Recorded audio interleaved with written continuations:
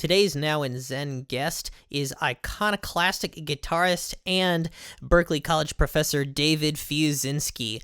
He's played in many ensembles, some of his own creation, and in a lot of cover groups, including his own Microjams fusing Eastern and Western approaches, as well as the Screaming Headless Torsos. It's my great pleasure to have him on the show today to talk about two songs from his record Flam Bam Pan Asian Microjam, and two from the record Mikrojazz that he did with Philip Gerschlauer. Please welcome Dave Fiuczynski.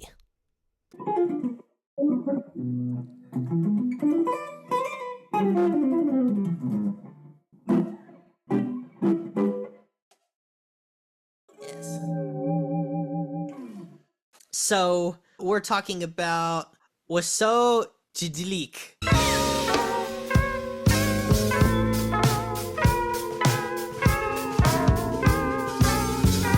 Wazo J. Dilik. I mean, you know, it's the thing is dedicated to Jay Dilla and Olivier Messiaen. So Jay Dilla, I mean, most people will know who that is, the rap hip hop impresario, producer extraordinaire, and a whole lot more. And Messiaen, the amazing French composer who, among other things, was an ornithologist and transcribed bird calls and used those as motifs in his music. He did that a lot, and it's really amazing. I've always wondered how people do this, because it seems like, to put it, I guess for a lack of a better term, I know that it would be quite easy to do a lot of 12-tet washing. You know, if you heard something microtonal and you transcribed it, you'd want to quantize it to those notes if you're not considering the possibility of other tuning systems. So I'm wondering if Messiaen's transcriptions were like this, and if so, what you did to undo them. And if not, how he marked things that were microtonal. So, far as I know, he didn't do anything microtonal. Mm-hmm. He used his ears, and, you know, back then he was way ahead of the curve. But he did do things with 12 notes per octave. The reason why I dedicated it to him is, like him, I'm using bird calls, but unlike him, so after I got this Guggenheim Fellowship, I spent an entire summer researching bird calls. I went through a lot of websites, Xenocanto, which apparently has like 71% of all bird species. And I found 6 to 7 really interesting bird calls.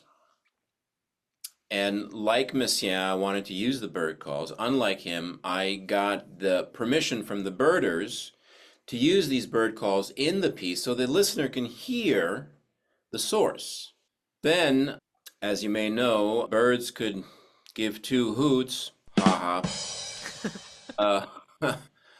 about 12 notes per octave. They'll do whatever they want to do. So I transcribed these as faithfully as as accurately as possible.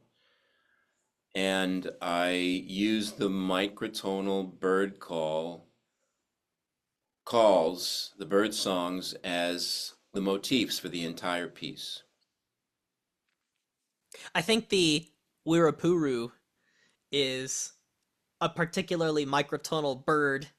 You might feel free, of course, to correct me since you actually know the bird calls, but I know of at least 3 or 4 other microtonal people who have used that kind of bird call in their work. Well, I mean, Mozart said birds are some of the greatest musicians on earth, and when you have something this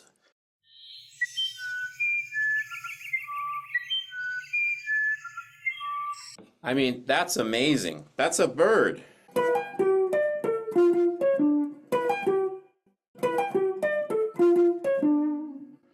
So, because the bird keeps ending on, in this case, it's a concert D, I mean, to now kind of like musically and in a microtonal chord scale manner analyze this bird call is ridiculous, because the bird, again, could give hoots about what we think. But For our ear, if you have a random or kind of random, or this is pretty specific, it's always, um, yeah, the last note is gonna kind of have like a tonic, and it seems to be D. So if I line these up as a scale, you have a D,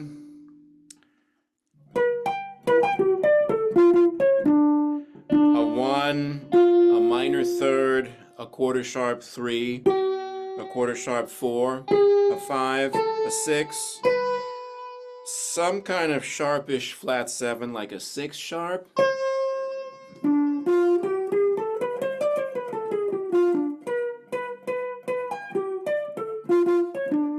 Hey, editing Steven here. For all you nerds, this uirapuru scale could be described as a scale in 72 tone equal temperament with some cent values. I've got 0, 300, 450, 550, 700, 900, 1033 for the in-between 6th and 7th, and then the octave, which seemed to fit pretty well, and is what I played over what David was playing with the synthesizer. The beginning part of it kind of has the vibe of a blues scale a little bit, and then there are some neutral intervals in the middle as well, so it's a pretty unusual scale, kind of angular. And so in this piece, I worked off of a lot of continuums. Yes. Mostly microtonal, just a little bit of 12 tone. That's one continuum. I didn't want like, oh, here's the head and here we improvise. I wanted a continuum. Sometimes there's specific melodies. Sometimes there's strict improv based on these melodies. Sometimes there's then interwoven the themes from the bird songs, but the players can do their own thing, and then outright free improv. I wanted this to be a continuum, not like here's the head and here we solo and here's the head again. Yeah. I wanted a continuum of acoustic instruments to, a lot of this stuff is keyboard, synth, because that's the only way we could, just play, 72 notes per octave. There's like glockenspiel here, there's vibraphone here. Any 72 note per octave vibraphonists who want to jam on some bird calls? I know a 41 tone one. All right, but and what that's I'm a very saying? new one. There's a lot of keyboards used to access a lot of sounds and microtonality because you can program them. I wanted a continuum of acoustic sounds all the way through to some kind of electric sounds. So there's a lot of continuums going on in this piece. So the first part is you hear the bird, and then Utar and I, Utar is so on this recording, we have Utar and Jake Sherman. They were actually all the players were students of mine at some point or another, doing microtonal keys. In this case, it's Utar Tune, this amazing microtonal keyboard player from Turkey, or Turkiye, as they say. And I said, can we get some kind of free thing happening?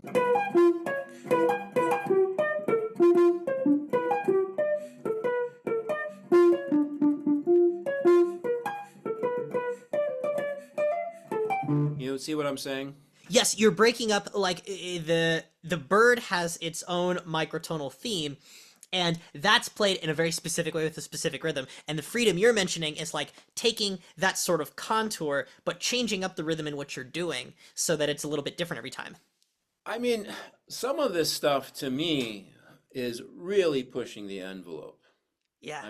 I think there's some harmonies in there that are unheard of. Yeah.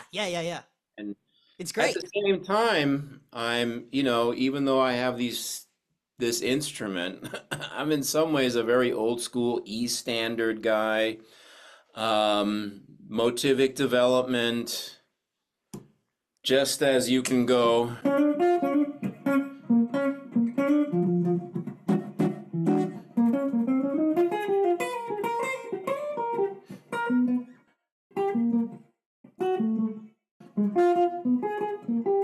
Blah, blah, blah, blah, nothing. Yeah.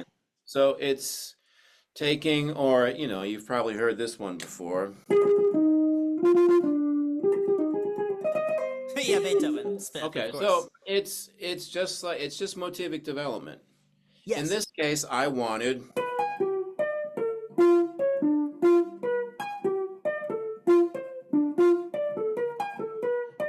See what I'm saying? And then playing off of the keyboard player, and then, Yeah. you know, when you play this for the audience, then they can, oh, so I really wanted the audience to hear, oh, this is the bird, and this is how we're improvising on it. So the second movement, Dance of the Uirapuru, starts with the actual bird, then it has me and Utar improvising. And then there's like some short through composed parts that then it goes into a gamelan thing, and then it goes into something else. So anyway, so the entire piece is based on 6 or 7 bird calls, and I'll kind of demonstrate how that was done. Inspired by Messiaen, because he was a birder. Specifically to him, the 6th movement is Gagaku chord candy. So we're taking like Messiaen type chords, 12-tet, and then quarter tone.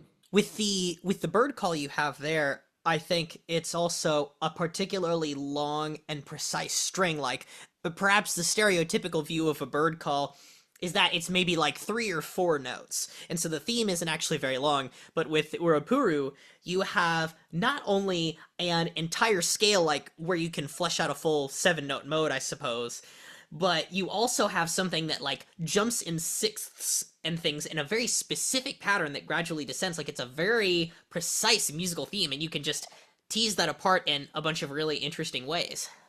When I heard that, I was like, wow, are you kidding me? I thought this was a guy whistling. Right, yeah. This It's is so the bird. dense. Yeah. Mozart was right. Yeah.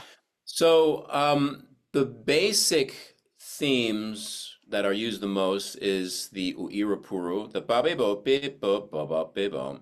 Then there's the Carolina chickadee, and interestingly enough, the bird song is indicative.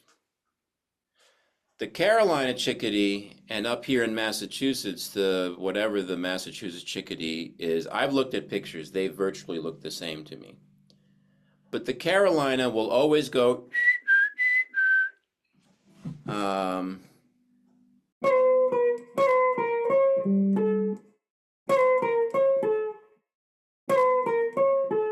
it's always those 4 notes. Whereas the chickadee up here will always, it's always 2 notes. So it's like,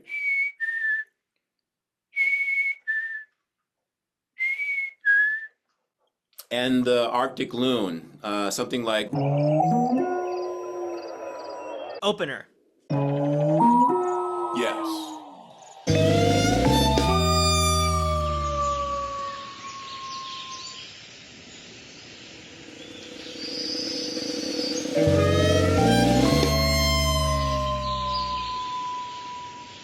So what happens is the bird calls get moved to different areas.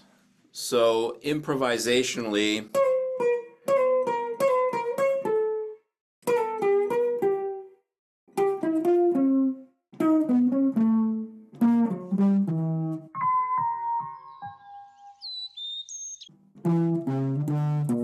and then it turns into a walking bass line.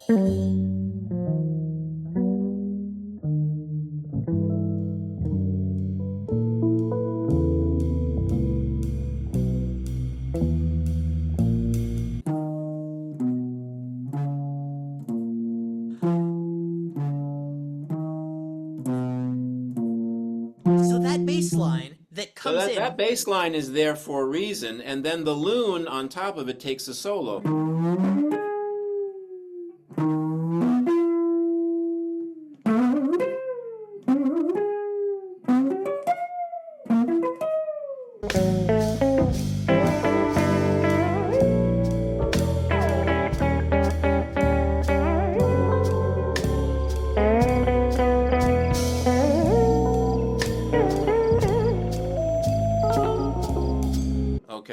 Yeah. Then they switch.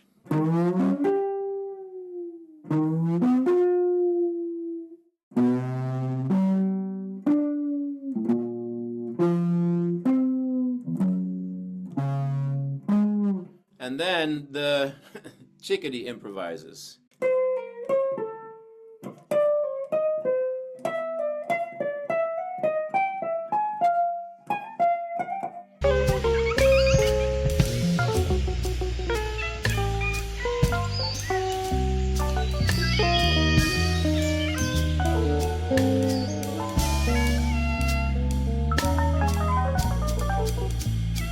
And so forth. I'm starting to see just how much the bird calls you have available at your disposal inform your improvisational style, as well as the bass lines that you construct in these pieces. I seem to hear B as more of a tonal center than D in a lot of it, because of that chickadee bass line sort of starting on it and the uirapuru theme starting on it a little Well, bit. it goes all over the place in the piece. But just about, well, virtually every bass line, every melody, every counterpoint is a bird. Wow. And then I really encouraged using the motifs as building blocks for the solos, or some kind of bird-like sound. A lot of what you do, I think, with the bird calls is very helpful for the listener, where you start with the call and then the instruments come in imitating the call so that you know where it comes from. You know, when you've got a dance of the uirapuru right here, there's a layered section, right, where you have the bird call and then another instrument comes in.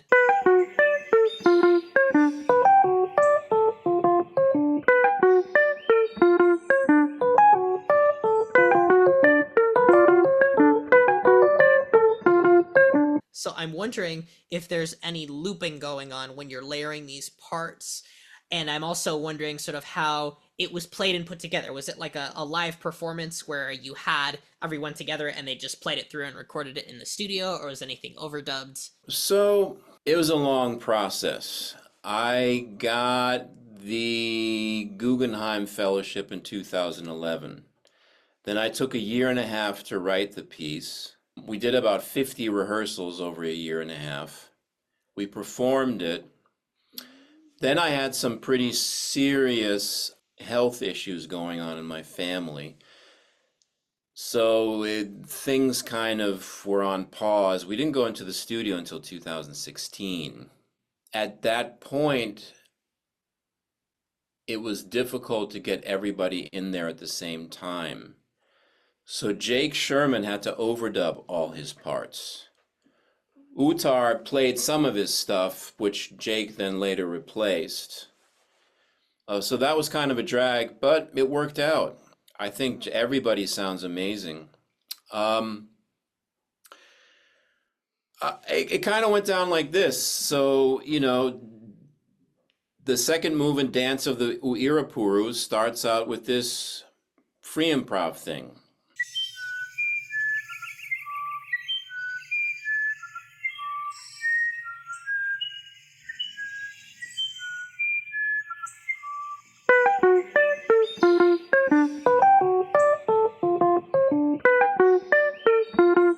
So we'd play the bird, and Uttar and I would imitate the bird and play off of each other. Boom.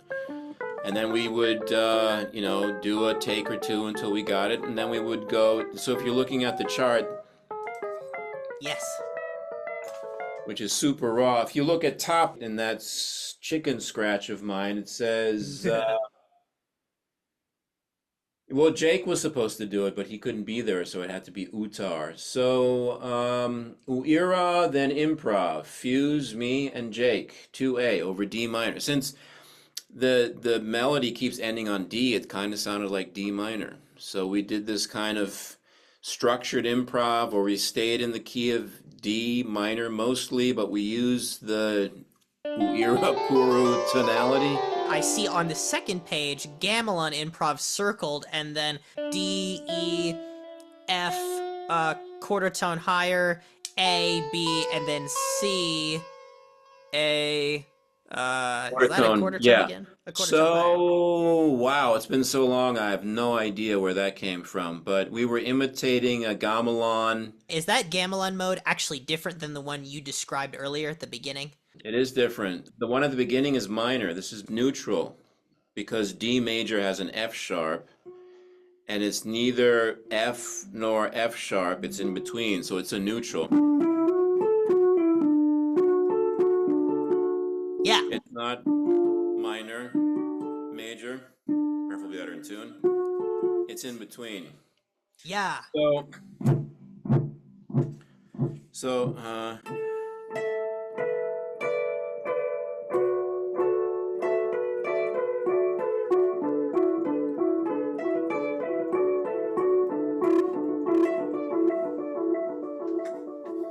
so we use this, we use delays and stuff. We just imitated kind of like a gamelan vibe for the violin player, Helen, this amazing Helen Shara Davies, to improvise over.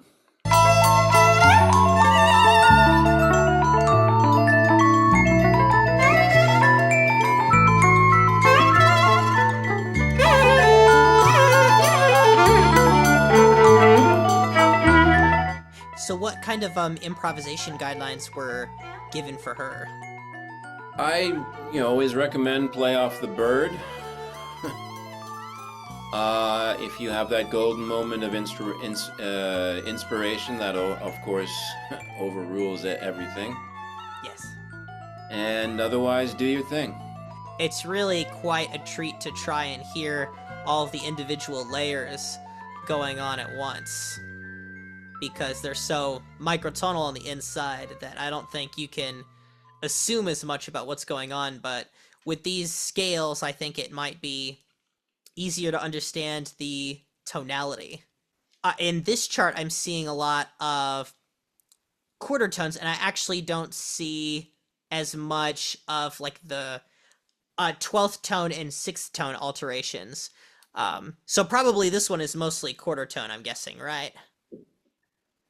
Yeah, I mean, I did the best I could. I mean, if you look at bar 4, the 4th note, A, that's a 6 sharp. There's a bunch of 6 tones in there. Ah, okay. I see. The half arrow is a 6 sharp. Yes, yes, I see what you mean. Like in the top line, the 16th note that is on the and of 2, the Yeah. A 6 tone higher. Yeah. And then the same one in the Glock down there. This is that part where like everyone comes in with the same theme and they're all playing in unison, but it's a microtonal theme. So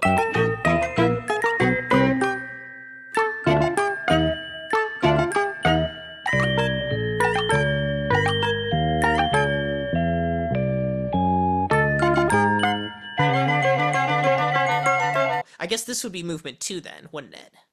This is all movement 2. Yeah. How are the movements split up in this one?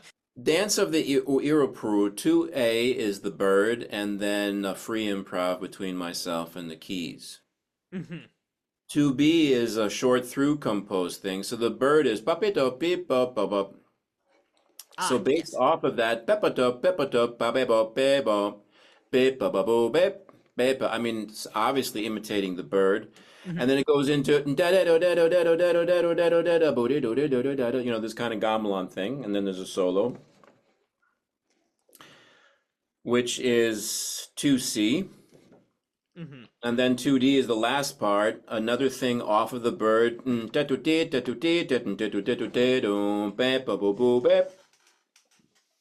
then 2E is an improv with the Chinese oboe.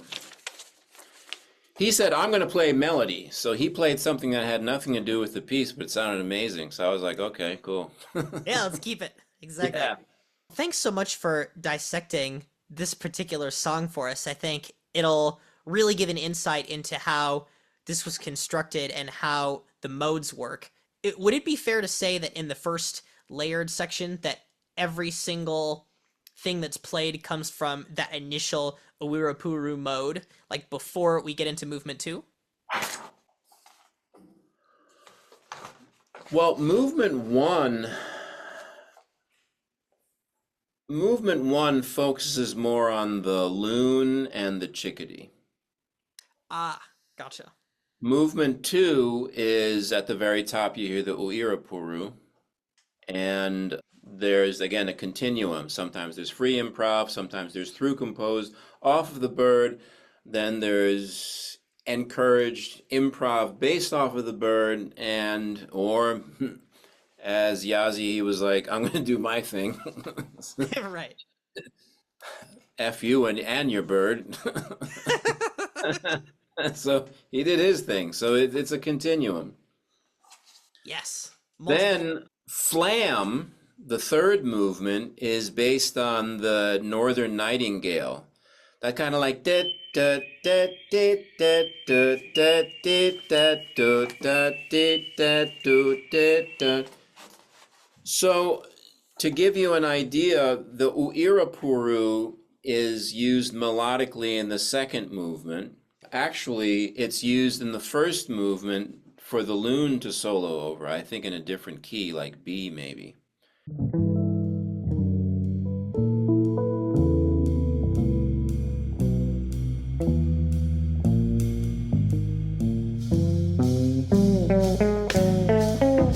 Right. But it's B minor uirapuru. Ah. So the uirapuru shows up as the melody in movement 2, as a harmony in movement 1, and then as the bass line in movement 3. So you hear da do da da da do da, and the bass guy goes bop beep bop beep bop beep bop bop bop beep beep bop bop beep bop.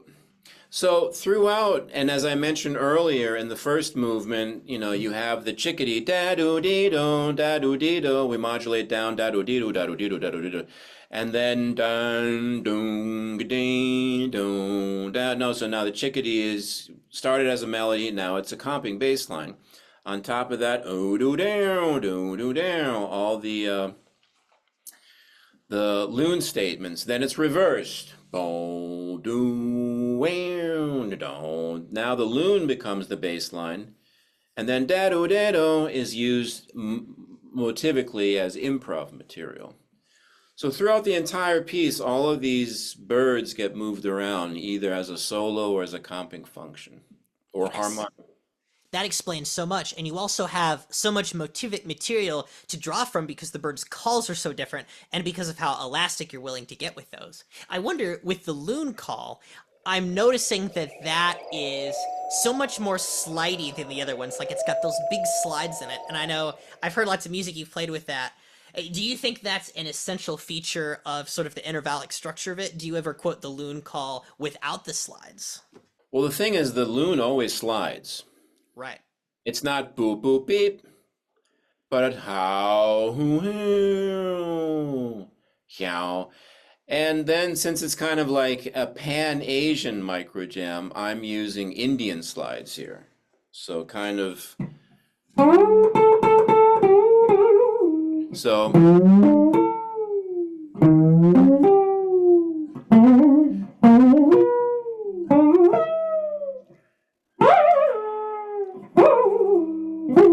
And so forth. I was kind of mixing those together.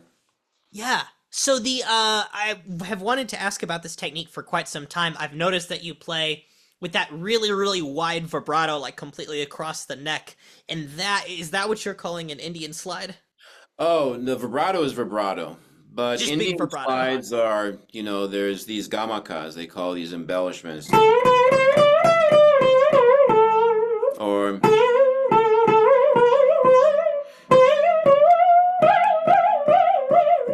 there's various, depending on where they're from, North or South India, but there's different slides and embellishments you can do. Mix that in with the loon. I don't know if it was really that successful, but I certainly want to give credit where credit was due. So I was definitely thinking of gamakas there. The different styles of ornamentation are like really, really important in that kind of music and might even suggest like a certain region, essentially. Oh, yeah. That's a big thing. I mean, Yeah. I studied with Bob Lavery, who went to Turkey. He learned Turkish. He studied this rare form of Turkish harp. He said, you could bust your chops in the field.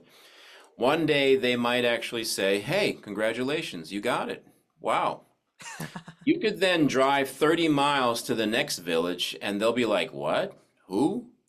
Who told you who? What? No, that's not how it goes.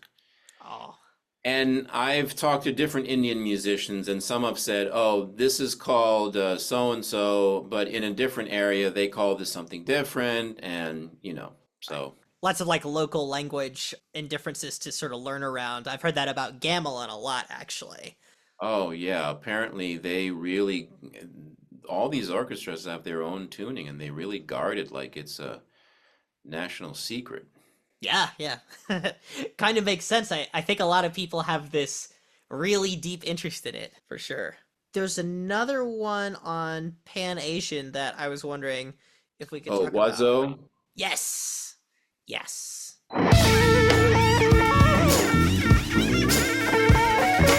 So again, let's see here.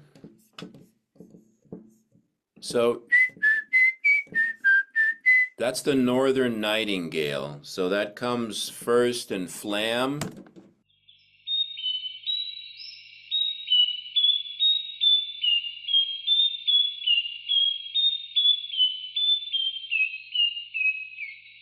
So here's a quick little uirapuru motif, and then we play the bird call.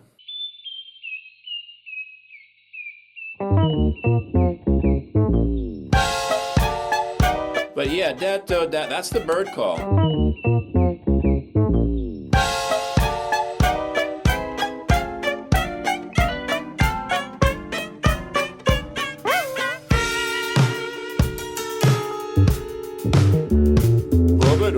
That's ururu again, Yeah. but it's cleverly disguised. Yeah.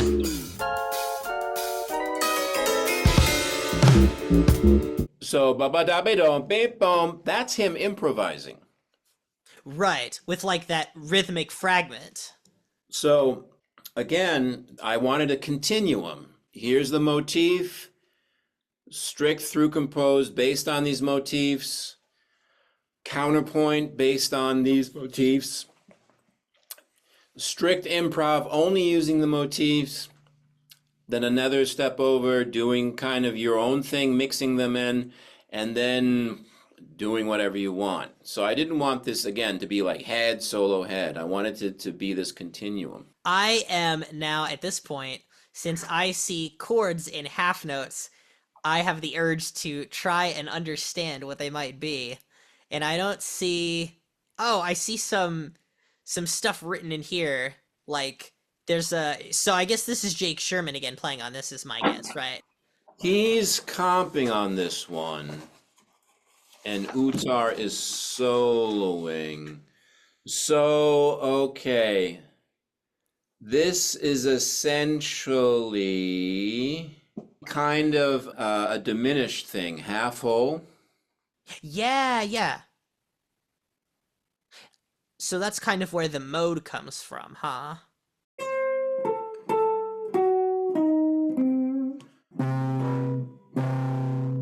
Oh.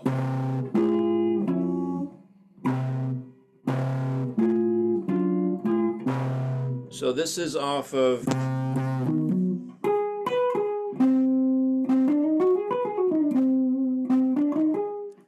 And.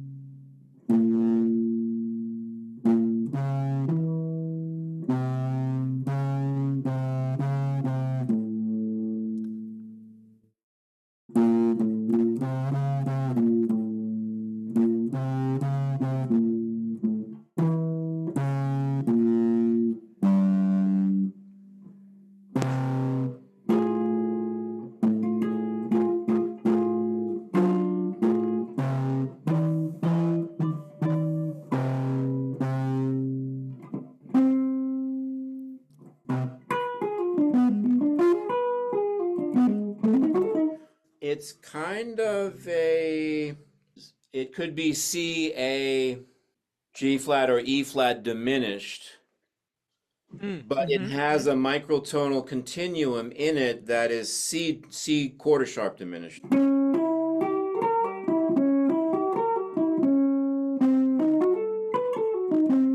So if you look at Flam.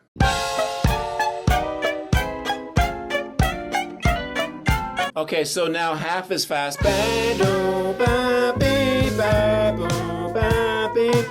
That's the same melody, but now half as fast. Ah, and then the melody at the normal speed is played by like the piccolo here on this page, which is what we heard earlier. And there's lots and lots of microtonal inflections in those notes, even though the rhythm is basically like just eighth notes, really. Yes. So now this is where it's the J Dilla influence comes. So I got this this Guggenheim Fellowship. I'm feeling really good about myself. I feel like, okay, I have these great bird calls, and I have terrific microtonal, melodic, and harmonic sources. What the hell am I going to do rhythmically? Great question. And it really got to the point where I was like, oh, great. So I guess my mouth finally wrote a check my ass couldn't cash. And in frustration, I was like, maybe this is really dumb. And here I go, like, plump, plump, plump, plump, plump, plump. What's stupid? And then I realized, well, all these melodies, these birds, they flam them. Like the chickadee, it's not da-do-dee-do, but plap, plump, play, plum. Ah. And the northern nightingale is plap, plump, plap, plap. It's not da-do-da, but plap, plump. It's all flam. So I was like, oh. First of all, in East Asian, especially like Japanese gagagu chord and also Chinese ancient court music, you have that, like, I mean, you hear it in you know, bad martial arts movies. This thing.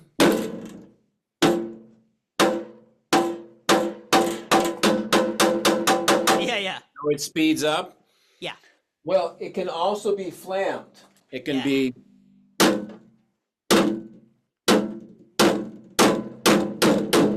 So that happens throughout the piece, and then as a rhythm to groove over, we use flammed beats, J Dilla. So that's why I dedicated this to Olivier Messiaen and J Dilla. Apparently, Dilla really liked donuts. Ah. So this turns into this kind of fight between myself and the oboe.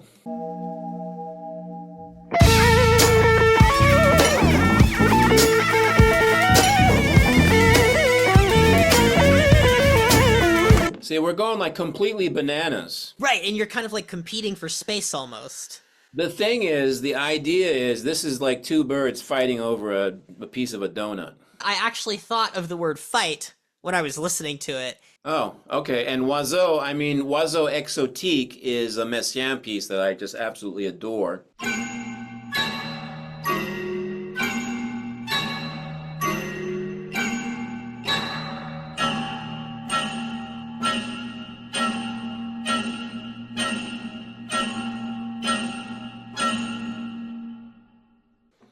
And so this is Oiseau J. Dilique, two bird-like Dilla things fighting over each other. Yeah. Yeah, so the solo is A7 flat 9 Hijaz. So again, Pan-Asian, I'm using Middle Eastern stuff. It's just...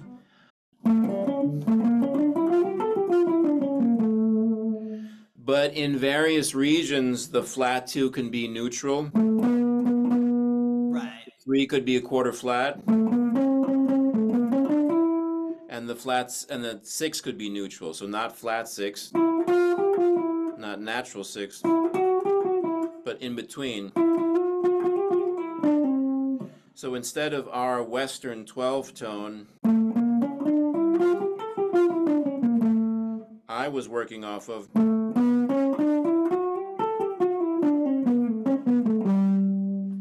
Add some distortion, just kind of going crazy. The harmonies are some kind of diminished thing where one diminished arpeggio is a microtone off. Yes. Yeah, I think it's really cool because you retain that diminished sound, but then in the actual half notes I'm seeing, you have some clusters that wouldn't only be explained by that may be explained by melodic movement. For example, that very first one, like you can see that the quarter tone altered notes are like an F sharp, a B, and a C all together, and then you wrote that in. So I'm wondering if that's how you're thinking of that fragment. And then here you wrote B flat AF, which also matches up with, spelled on the page, it's an A sharp, and then you've got an A and an F there, and that is off of a B, which is up a quarter tone. So there are these, I guess there are clashes of seconds within, and sometimes that can even have something like a chromatic cluster. Oh my goodness, yes. Oh, this one right here, the fourth one, so that half note in bar 2, that's really wild. If it has E and F up a quarter tone, G and G sharp, then that is like, kind of like an O1, well, I don't know, like a minor second, minor third, and then a major third, but then your root and your minor second are raised a quarter tone. So it's still not really like a truly illegal chromatic cluster, but it like contracts the whole thing and would make a not fifth with the bass. Here's another issue. Again, here's another continuum. Some of this stuff is strictly through composed. This is the part, play it. Yeah. Then, if you look at Wazo J. Dilla, I don't even know if you can actually play this stuff on piano. Because keep in mind, it has to be 2 keyboards, and the quarter tone stuff has to be upstairs. I wrote this in Sibelius, but I kind of, there's the continuum of the composer and then the band. I remember, I think I kind of pulled a Miles Davis and was kind of like to Jake, here the chords, you figure it out. And I just let him, but he's playing the right tonalities, but he's playing it his, I mean, this is what Miles did with Herbie and everybody else. So again, I would have to really take a look, but it's this kind of diminished micro thing. Yeah, I love how it has a diminished feel. I think that kind of bass line reminds me of a lot of the more angular jazz stuff out there. So it's really evocative. Oh, there's a bell tone that I would hear in this piece that would ring out longer than the short notes, and I now know in the chart there, based on this, that if you like hit the low D and end on the D in the melody, I guess this is similar to the uirapuru. Like there's also pad notes that hold out that have like an E flat major chord, but it's all a quarter tone up. So that, I think, right, is that ghostly ring that you hear after a chord has been hit, and there's just like this ethereal thing holding out. And that's like I guess a flat 2 quarter tone up from the tonic. When I got the fellowship, I finally figured out, okay, this is the material, and I want to, invoke Messiaen and J. Dilla. And I thought, like, okay, to really do Messiaen, I have to have the modes with the limited modes of limited transposition. Right? Yeah, I was about to say transposition. The birds. He had a particular formula for chords. He used Indian rhythms in an unorthodox way. And then I realized, why am I psyching myself out? I'm really not impressed with the use of these Indian rhythms, or I could give if you said, oh, these are modes that are totally transpositional, I'd be like, oh, great. Or, oh, they're limited. I'd be like, I actually don't care. I was blown away the first time I heard Oiseau Exotique, and I listened to it for, I was like, oh, the exotic birds, ha ha ha, what a funny title. It wasn't until like years later that I realized he was actually using bird calls. So, and it's really the colors that I love. Yeah. I mean, the colors that Messiaen gets out of the piano is just absolutely astounding. Yes, I love his piano work. So I I just dig the birds and the colors. If you hear something else, congratulations, you know. To explain this chart correctly is I had these sounds, I gave them to the players, we experimented until it was like, wow, this sounds really birdy and really, colorful and really cool. Boom, done. Yeah. So again, there's that continuum. There are certain things like on in the second movement that are totally precise, no BS.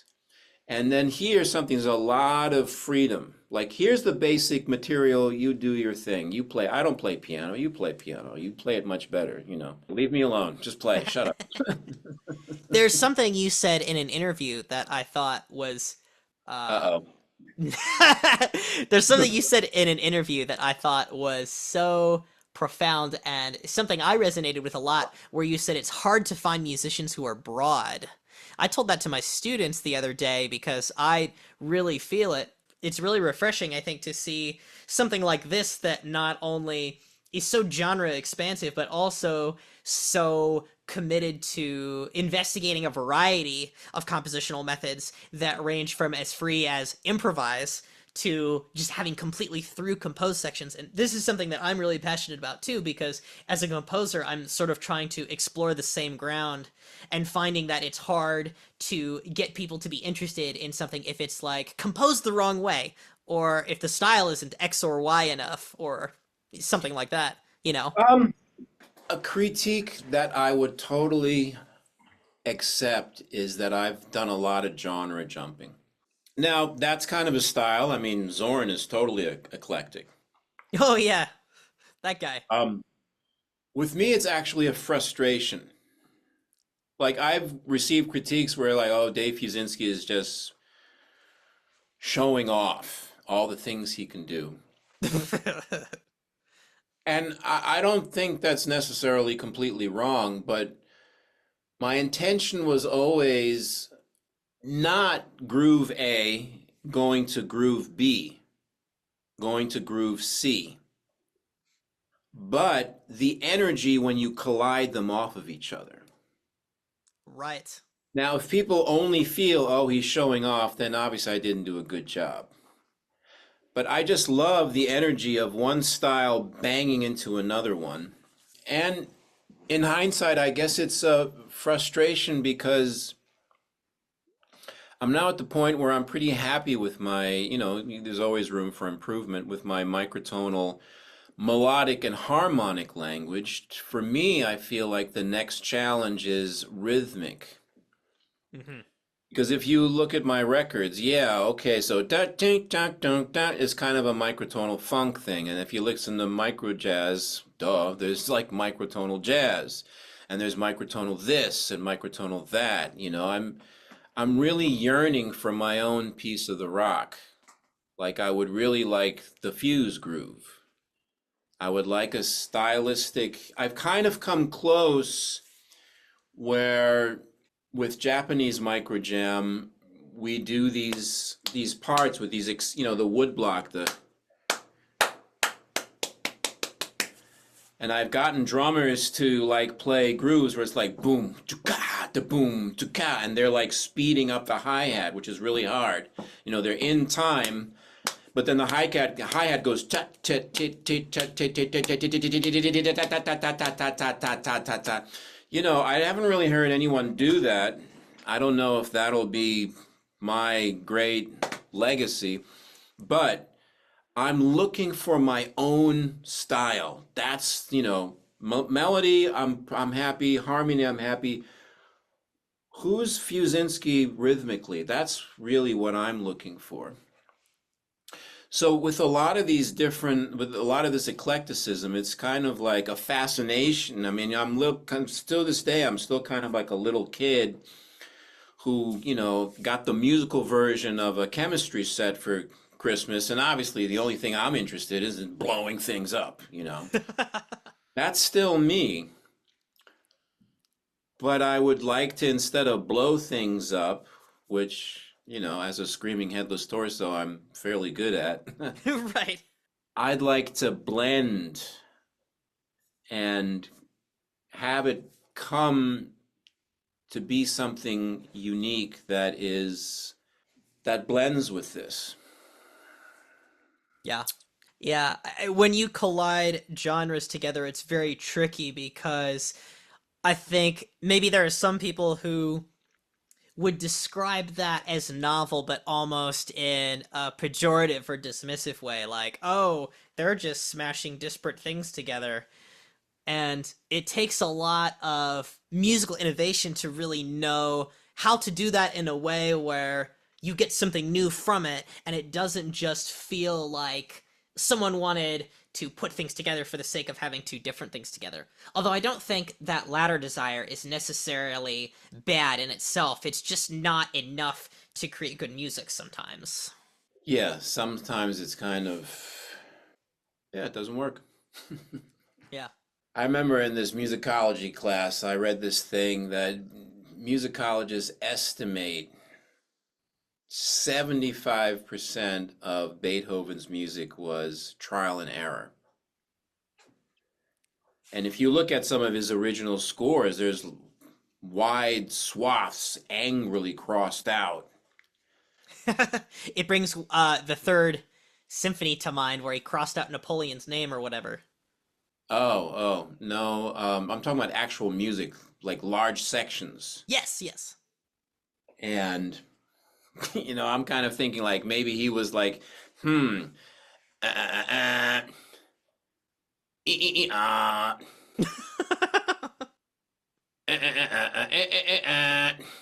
working on the fifth, and he was German. So I grew up in Germany, so I can imagine, there's probably some amazing section. We would like, oh no, he's probably like, scheiße, Yeah.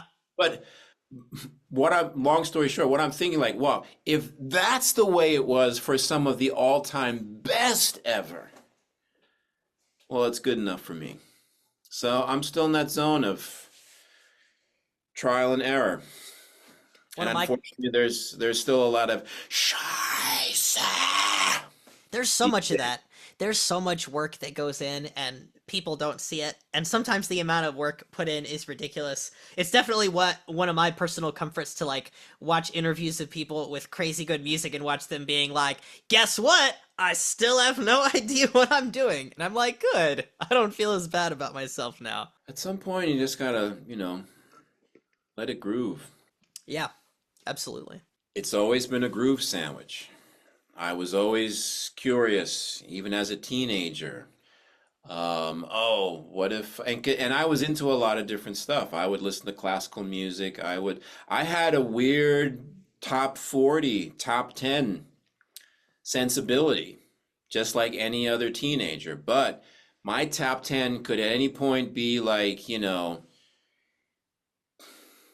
gosh, 70s. What's a big hit? Okay, it could be, I don't know, a Led Zeppelin thing. And then it could be a Schoenberg thing, and then it could be like the Sex Pistols, and then it could be like, Berg's Piano Sonata. Then it could be like, I grew up in Germany, so it could be Nina, something from Nina Hagen, some operatic punk, And I would listen to this the same way people would listen to top 40. I would dose on this stuff. Yeah. Like the Eroica, the first symphony, I would listen to that over and over again. That was a hit. Yeah,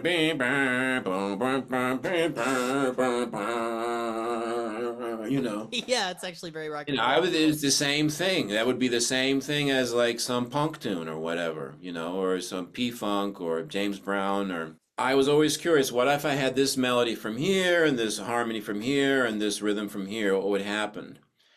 And the idea was, most wouldn't work. But when it did, it was profound in the sense to me that the result was larger than the sum of the elements. So in the abstract, instead of one harmony plus one melody plus one harmony plus one rhythm, so instead of one in the abstract, instead of 1 plus 1 plus 1 equaling 3, it would be 5 or 7 or ideally 59 or 30 million.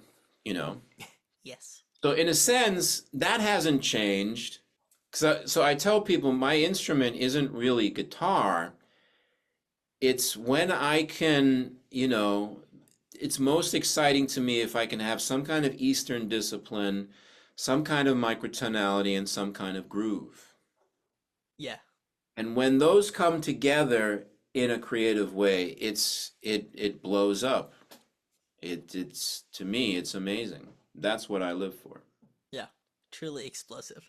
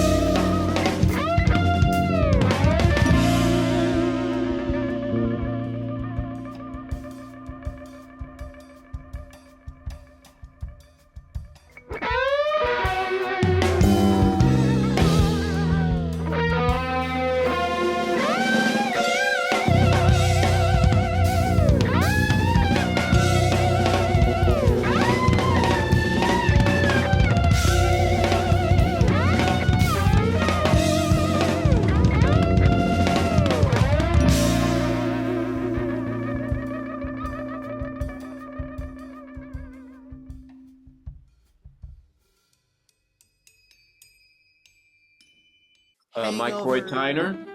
Yes, yeah, Microy Tyner. Let's take a look at that.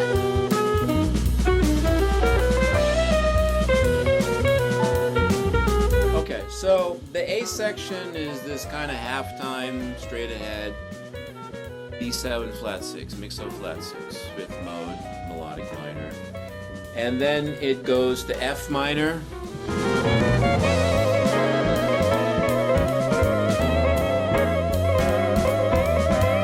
That's the Microy big section.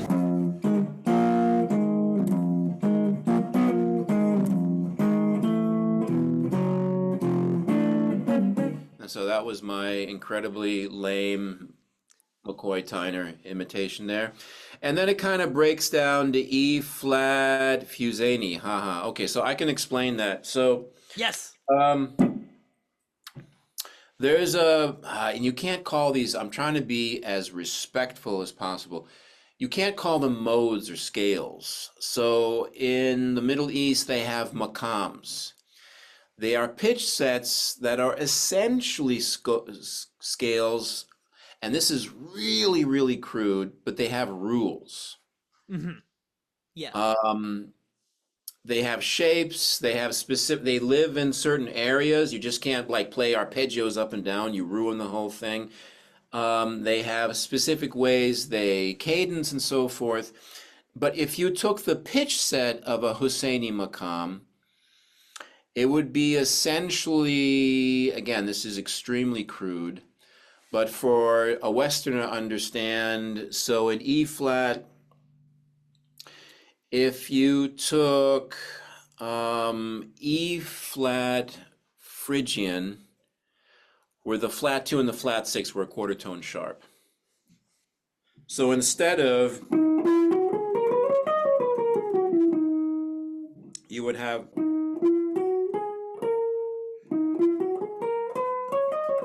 so instead of one flat 2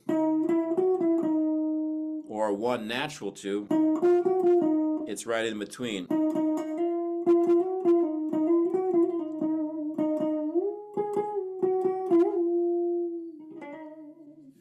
And I kind of perceive these as Eastern blue notes. When they slide into that microtone, to me, it has the same, it's different, but it has kind of the same effect as like a Western blue note. You know, that's not, but it's, Right. so it's,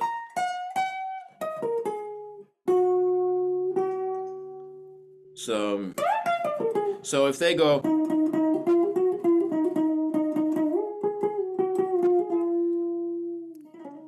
that's like, wow. Yeah, you know. yeah.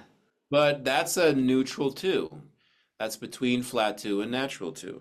And the same thing with the 6. So instead of,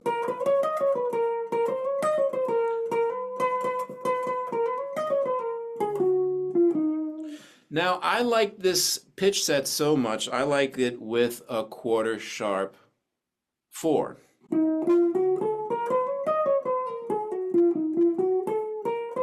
Oh.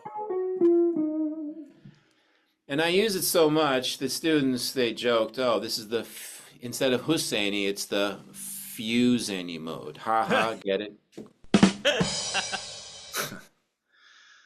So, 3 sections, my McCoy Tyner. So it's just regular old B7 flat 6 going to F minor. And then chilling on E flat minor with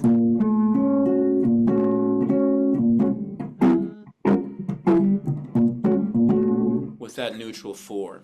Yes, so that's the extra note in there, and that's why in the lead sheet we have a symbol that's like 1/4 sharp 11. Yes. Yes. So it's a quarter sharp 11. Okay, so I haven't played this in a melody in a long time, but it's this microtonal melody superimposed over B7. And interestingly enough, the melodies are nice and fine. The big main point of this piece, and in a way, this is the melody, it's the quarter tone comping over F minor. I noticed that in the piano part a lot. Like, it really drew me in, and I was like, this is supposed to be important.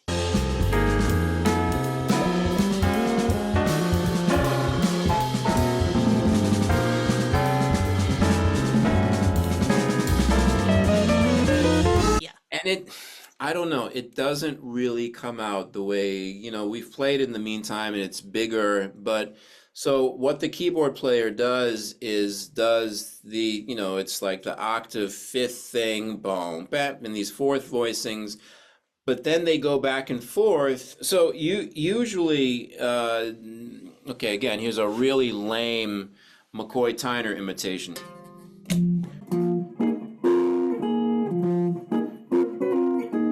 Then at the end of the phrase goes out of key. Okay, well, instead of 12 possibilities, now you have, it's quarter tone, you have 24.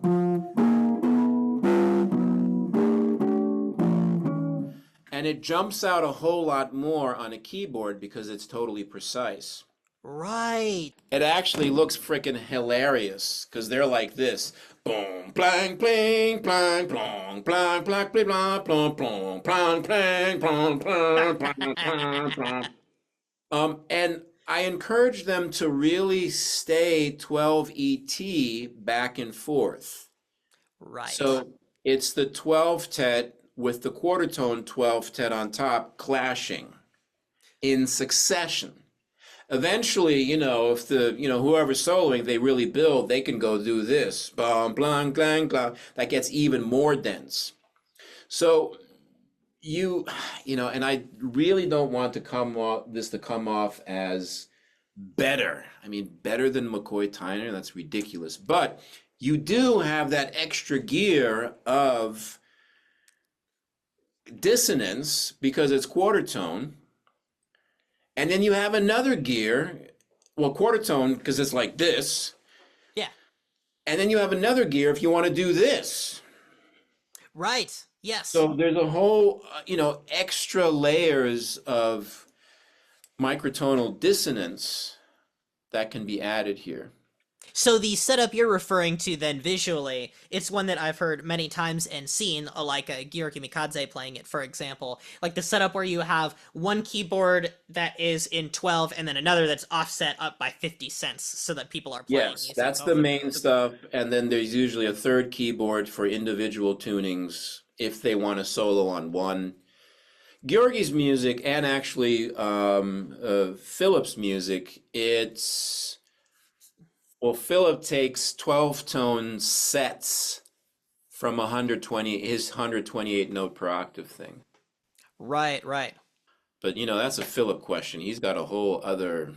I've always wondered how he's squared his fingering system with, like, conventional equal tempered tonality, since it's supposed to be just or whatever, but the pitches would be close enough that you could just probably approximate almost anything you want. But I know that on woodwinds, if you get the lower notes, it's less easy to turn those into microtones, but I don't know if the saxophone has enough keys that you can get around that or how the science works. He can accurately play these 128 notes on his sax. Oh, he's ridiculous. Yeah, I've seen him play. He's totally crazy. As an aside, again, it's kind of like just intonation, so you can do ratios that are natural overtones that are technically more in tune. I mean, I never cared about that.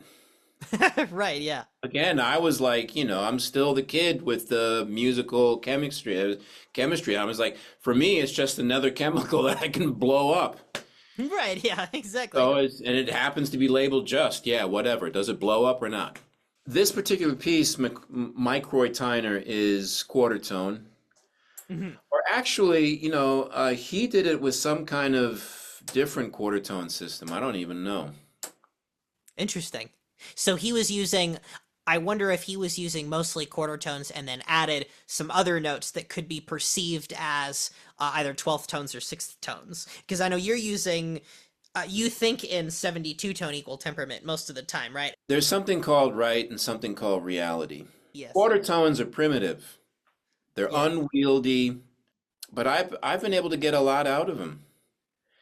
And the reality of finding players who can play this stuff, who want to and can, gets really small.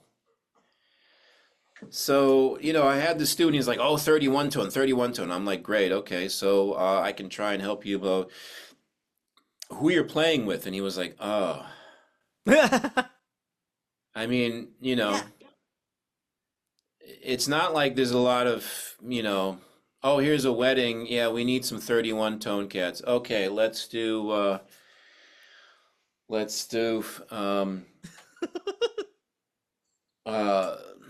do so what? Here we go. B quarter flat. 1, 2. I mean, it Right. doesn't work that way. Yeah, people don't know it well enough and there's too much to know. Like, So, I mean, I usually work off of quarter tones. I have nobody to play with. And then if they can add, great, yeah. wonderful. If you want to, I'd love to discuss how the microtonal community can be a bit unfair towards quarter tones. They look down on it. Yeah, exactly. I mean, I told you, I don't want to mention the name, but there is a microtonal society that, they don't like stuff based off of any 12th tone derivative. Right. They Which don't seems they don't silly. want to hear, they don't want 24, 36, 48, 72. So I sent them something. I had this kind of like Arabic microjam. It was kind of groovy. Had some Arabic overtone. There's some micro comping, and I talked to the guy and I said, "Hey, what do you think?" And he's like, "Wow, this is really cool." So I said, "So can we post it on your site?" And he's like, "Yeah, sure." And this was all email. And then I said, "Okay, just to be sure, it's quarter tones." Never heard from them again. Even though aesthetically it passed. It passed the Zen test. That's So, the thing. Yeah. so, it actually doesn't, I guess this is universal, something that's completely universal with, I guess, anything. But, it doesn't matter if it's 12 tone or microtonal. There are like pinheads everywhere.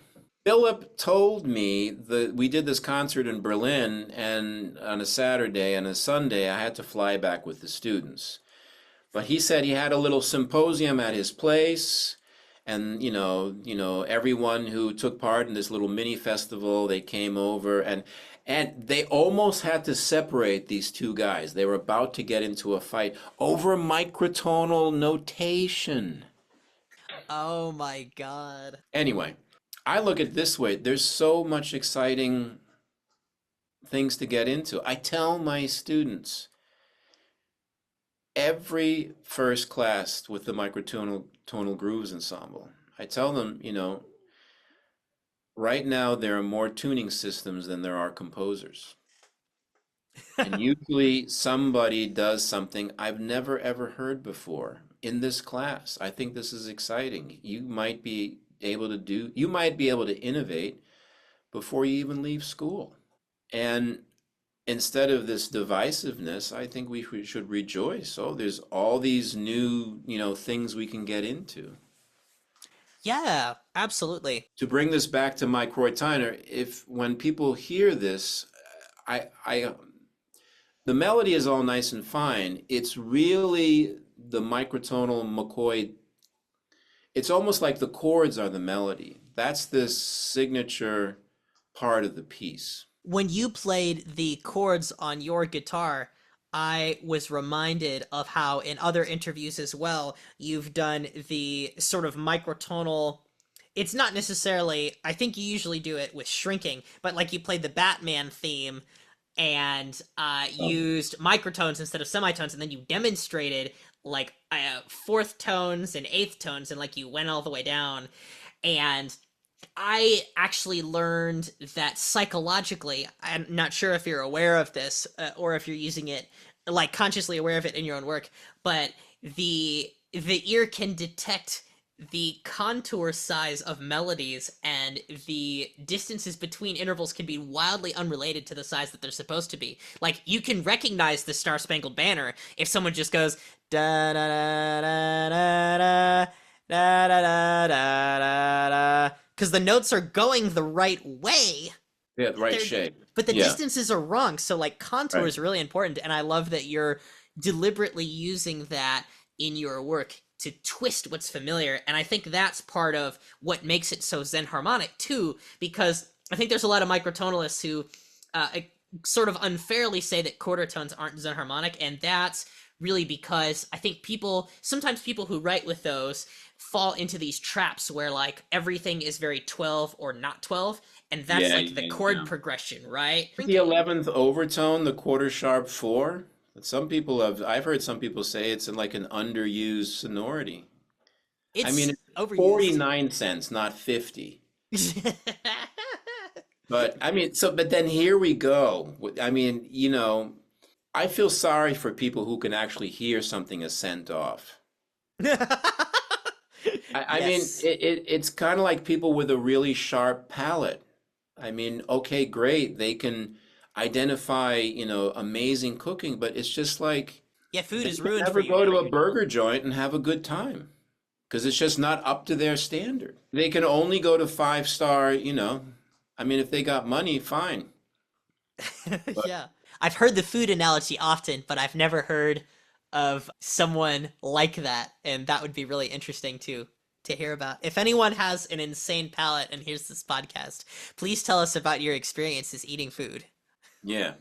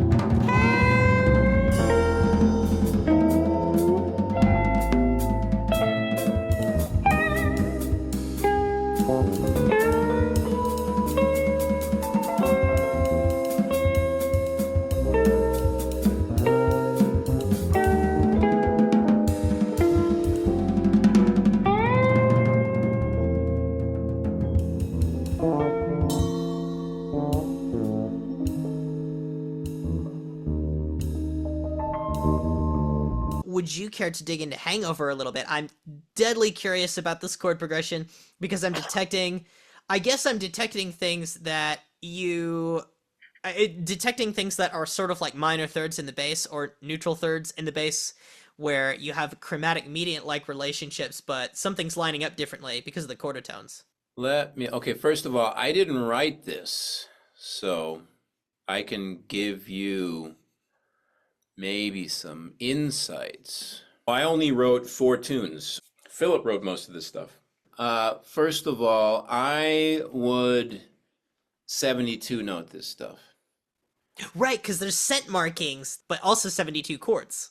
So to play this stuff, minus 43, 44, I would kind of look for a quarter tone. Right, because it's right there. Because, so 100 cents, 50 cents, 25, 12, 6. I mean, it's almost like the same. So Yeah, yeah. anything under 12 cents, I basically would ignore. So so are you seeing this? Yes, I've got it pulled up right And here, and it explains so much. yeah, so if you look at bar 5, Yes. so minus 43 plus 44 plus 44 minus 16. Right. The way I would approach it is just minus 50 plus 50 plus 50, and then a 12th tone. Right, yeah. Then the next bar, the 7s, I would ignore. 45, 42, I would round up to 50 or, kind of tweak it. Yeah. Then the whole thing was kind of like a quarter tone flat B flat bluesish vibe over these different chords. So I definitely had this shorthand cheating thing. Yeah. And this is unfortunately a project that only gigged out. Well, with Jack, we only did one concert. We did a short thing in Germany, but it wasn't like, it's just not the thing where you have a project, you're together for a year and you're on the road. And then I could have really gotten more into this. But playing this stuff was basically survival mode. Now, how can I get through this and not look like a complete idiot? Yeah, the pitch material is really demanding. So I guess I've heard the notion that sense notation can be unhelpful because it causes people to over round or overcompensate for small differences. For example, like if you're reading some kind of note and there's a 50-cent deviation for quarter tone, you know these quantized spots, but if you were a novice and you were to read something like 43, you'd be like, oh, it's a quarter tone and it's 7 cents off. And if you're not really familiar with just how darn small 7 cents is, you'll shoot flat, right? And you'd actually probably hit something that's more like, instead of up 50 cents, up 33 cents instead. Well, yeah, but again, there's something called right and something called reality. I mean, the right thing to do is really figure this out and play it organically. I mean, or play it correctly. The reality is, let's not even talk about microtonal music. How about, people with perfect pitch? And to me, that's like completely over exaggerated. Mm. Yeah, most of the great all-time composers had perfect pitch. Someone like is interviewing me and makes that statement, and I just say, okay, great, but there are practical considerations. Number one, do you have any idea how many people I have played with perfect pitch who repeatedly made bad musical decisions perfectly in tune? You Ah. know, in that moment, that statement of, the real heavy stuff went down with people with perfect pitch, that's obviously not helping me. It's not helpful for anybody. No, it's not helpful at all. And the next practical thing is I don't have perfect pitch, so why are you even wasting your time talking to me? You It's know, amazing how much more important relative pitch is. it's a little bit like my evolution, and this is my personal opinion. I always was looking for jazz players who could groove because I had more complex harmonies and stuff, and it was a drag to like try and get like, you'd have these heavy groove players, but they don't know their.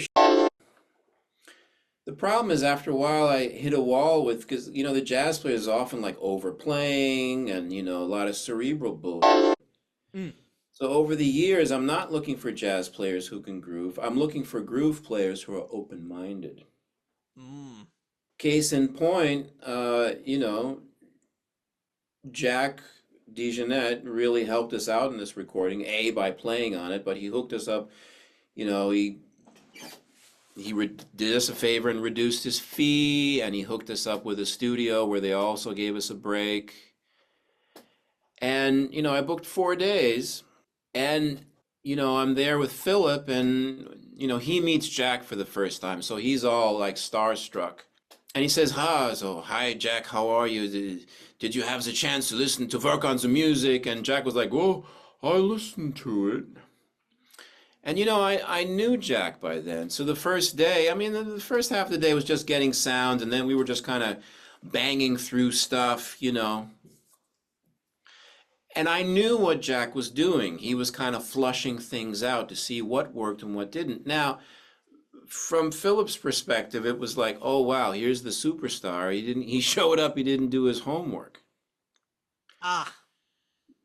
So he said, like, oh, I know Jack is a great drummer, but is this normal? He didn't practice the music. I said, listen, we could get the hottest drummer in New York right now, instead of 4 days, how about 4 hours? Play all this stuff down. Would probably be amazing. But give Jack space and let him do his magic. And halfway through the second day, the stuff started. And Philip later came up to me and he was like, oh, so that thing I said yesterday, forget about it. So here's the difference. We could have had a drummer who knew everything. And theoretically, if it wasn't a drummer, played everything perfectly in tune. But you wouldn't get Jack DeJohnette. Mm-hmm. You wouldn't get that extra, you wouldn't get the magic. Right. That, extra je ne sais quoi kind of thing. So I would be careful. Certain approaches of sense and so, it has issues, and other approaches have issues. In the end, it's the pilot flying the plane. Right. For example, and this is a different analogy, but I was with a management company where at the very top, all hardcore lawyers. Like the guy who was assigned to my band, he was like, I've budgeted $1 million tours down to the dime. The thing is, who was at the very top? No idea. This guy started out as a fan for Hall & Oates. Then he just kind of pestered them as like, hey, can I do? So they kind of used him as a gopher. Hey, why don't you get coffee? Why don't you get this? And since he was so engaged, he started selling T-shirts for them. And then he started, being their stage manager. And then he became the road manager. And then he became the manager. No training whatsoever. No legal experience whatsoever. I can guarantee you there was not one major decision that was made without him. He was at the top of the company. So again, different experiences, different approaches. To me, there's no right or wrong. In the end, for me, I want the stuff to be colorful and groovy and have some kind of Eastern thing. Sometimes I know exactly, like the through composed parts, what to give you. And then otherwise, it's kind of like the Miles thing. Here are the chords, you play something. Yeah. And do your thing. And for me, that works. For other people, maybe that doesn't work. Yeah. I would just be, long story short, I'd be very careful about, all these little approaches. In the end, what's being said? How much does it move me? Yeah, exactly. It's all about looking past those other smaller details to kind of find the big picture, and that can be really tricky. There was something you said earlier about Western and Eastern blue notes, and I sort of wanted to come back to it a little bit inordinately. I was wondering, with your vast experience, if you find that those blue notes are ones that necessarily kind of have flexible tuning. Because I know that like on a Western blue note, you'd usually like tune it a little bit flat to kind of like give it that edge to make it pop. It's like a special note. And I know that Eastern notes that also feature neutral intervals feature different like regional variations on the tuning. I know they're not using them in the same way, but I'm wondering if you think that there might be a correlation. And there are a lot of different approaches, but with blues, so, you know, even though it's that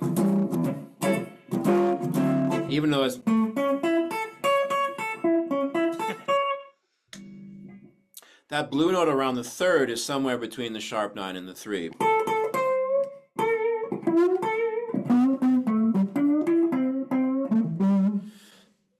And some players stay closer to the sharp 9, and some people go closer to the major third. And it's kind of consistent with each player.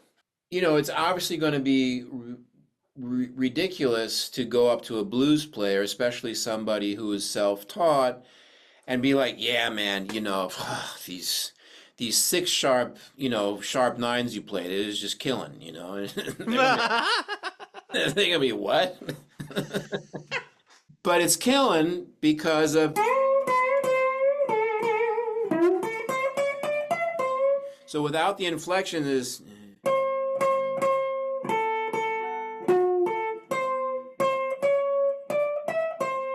I mean, without the inflection, it sounds terrible. Just like gamelan orchestra, all these people who love gamelan, especially in the West, if you did the exact same tuning and played it on a piano, people would run screaming. Right. It's the overtones that make it sound so warm. And it's the use of the emotional impact. So I feel the same thing if there is this, I don't know, Middle Eastern cat. Sorry, I'm older. I describe people as cats and other animals. Oh, I say cat too. I didn't know that was an old person thing until a year ago. Yeah, we're getting old, buddy. Yeah, we are. So with Hosseini,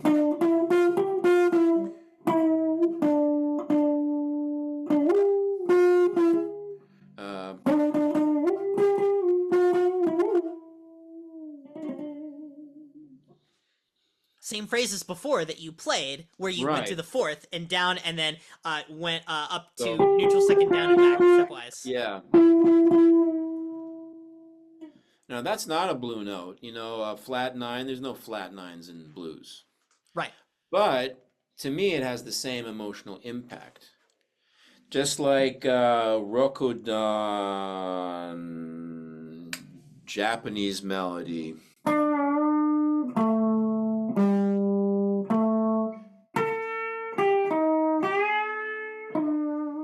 So it's 2, root, flat 6, quarter flat 2.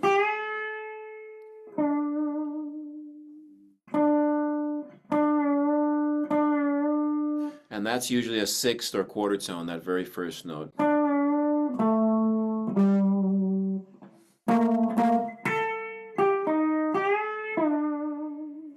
It's like, wow, they make these flat 9s sound really amazing. Yeah. They do it around the 6 too.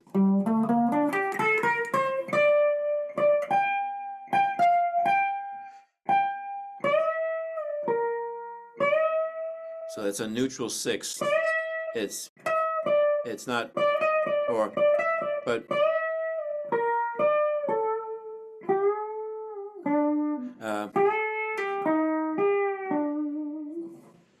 So very, very, very cool. But yes, there are regional differences. And with this, so I had this Turkish guitar student, and he was really on me. He was really busting my chops to play it precisely. Mm. And when he would play the melody, I was like, wait, you're not, wait, what did you just do? And he said, well, once you really have it together, if you play an ascending phrase, you push. And if you play a descending phrase, you pull. Mm. So this is where things deviate from the theory. It kind of turns into cooking. It kind of turns into, you know, it's just like you could have the greatest chef, I don't know, make scrambled eggs, but you know, what happens when your grandma does this? You know, she's been making scrambled eggs for 70 years and there's just a certain bang. There's just, and you know, and you roll up on your grandmother and you start talking like microtonal scrambled eggs theory, and they'll be like, "Get out of here, shut up," you know. You know what I'm saying? So Yes, I do. I have to say I didn't get into any of this without there being an emotional impact. Like the first time I heard microtonal music, I hated it. I was like, ugh. But as Duke Ellington said, there's only two kinds of music, good and bad. And I Yep. heard this smoking flute and clarinet tune in 72 notes by this guy, what was his name? NEC, this tune called Allspice. Amazing. And I thought, I'm gonna have to check out this microtonal thing eventually. So that's my position. Yeah. I had an emotional impact here. I had to go upstairs and analyze because, you know, I heard, I don't know, some kind of Arabic call to prayer or a melody, and I was like, oh, let me try and play oh, wow, a lot of these notes don't correspond. So, you know, I had to study and then bring it back down here. And that's where I'm at. So certain things I do, I think are, you know, some ways pretty unheard of, but in the end, it's pretty old school. Does it move you or not? If it doesn't move me, I'm like, why? Right, yeah. How do you, with your guitar there and the distances that you play, I see you have like a fretless, you know, and a 12 EDO with the double neck guitar. How do you get really precise with playing those small distances? Like, I know there's certain types of playing where you have a placement where you're playing like a standard scale, but your finger falls in between notes for like neutral seconds or thirds, things like that. Ah, yes. By the way, Dave, for those of you who are just listening with audio, is holding up the fretless neck and showing us that there's kind of like a 12 EDO fretboard shape there. So when you go in between tones, like when you play like a sixth tone versus a 12th tone, you're just estimating a certain distance that So fits in visually. some people say I have pretty good intonation on fretless, and I agree.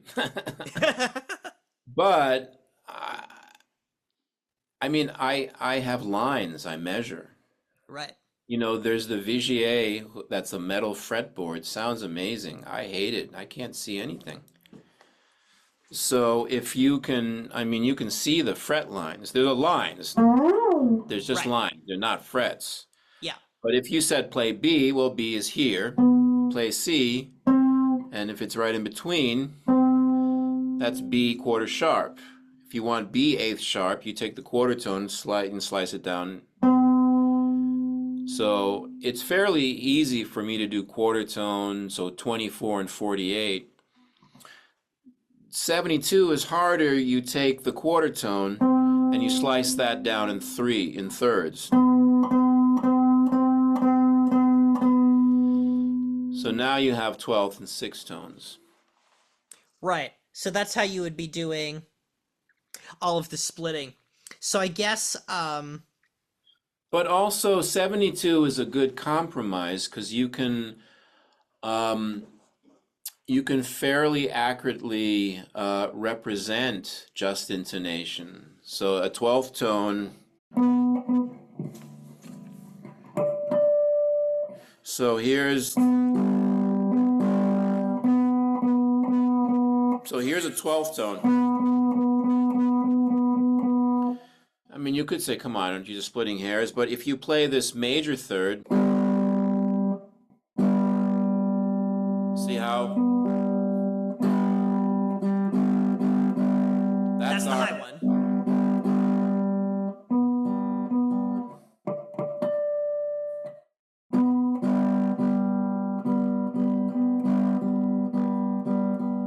or the flat 7.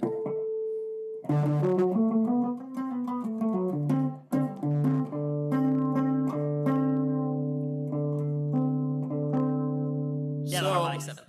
yeah, so if I do flat seven, so I do this when I'm playing. If I have to comp in D7, at times I might do 12 ET because that has more bite, or I'll soften the seven so it's smoother. It's an overtone seven, and instead of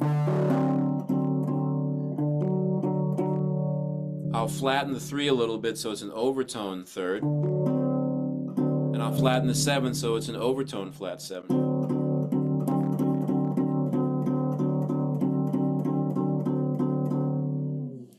To me, one is not better. I mean, at the beginning of the solo, maybe I'll do the overtone stuff nice and smooth, but if someone starts going bananas, I'll add more dissonance. Yeah, just like you were talking about earlier with push and pull. It's Yeah. very in the moment. Yeah, it's really remarkable to see just how much control you have over a fretless with the 12th tones, because I don't think that's often like demonstrated online in these sorts of podcast situations, that you can actually get all the way down really to the 12th tone, and then distortion as well can be a clue, because if the intervals are holding together, they only lock in and ring if they're justly intonated, or if, Mhm. we're hearing that it's close enough. But again, I have fret lines. Right. So if you said C 12th fret flat, I'm thinking slice the fret. I mean, I'm not really thinking anymore. I've practiced this enough so I can play, but Right. it's slice the fret. I mean, in between the two frets, slice that again in thirds and only do one third, and that'll give you a 12th tone.